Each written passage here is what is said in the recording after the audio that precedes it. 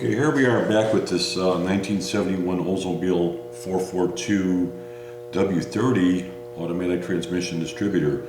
Here's the main housing for this distributor, and this has a 1112034 ID number.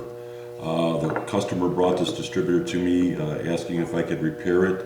He had some issues with saying it had 0.08 of an inch run out on the shaft, between the shaft and the housing, and he was getting some problems running the car with this distributor.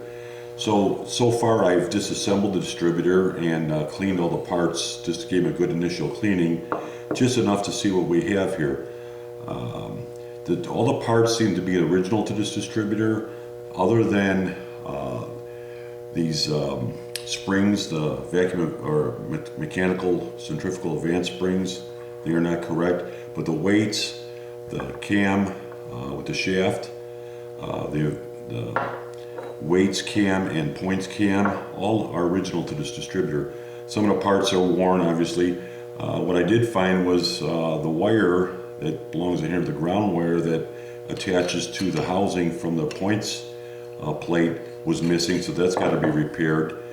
The other thing is the original vacuum advance is not the correct one, and the owner or the customer knew that already. So what I prepared to do, just to do an initial test on this distributor, is I have another plate. I've got a used one, but it does have the wire for the ground, and I do have a used functioning correct vacuum advance, which is a 40724 number. So we're going to assemble this distributor with these parts, and I'm going to run it on the Sun machine just to do an initial test of how this thing operates in its present condition. Part of the problem was the shaft has about a 1,500 to 2 thousandths wear on the shaft itself.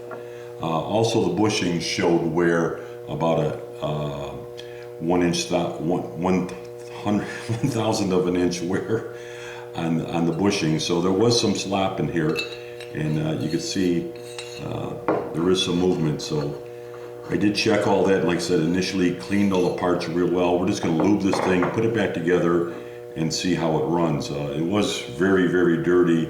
I wish I would have took a video of the cleaning process, but just to move on quicker, we're going to do that. So we'll hold off for a minute here, and I'll start reassembling this thing.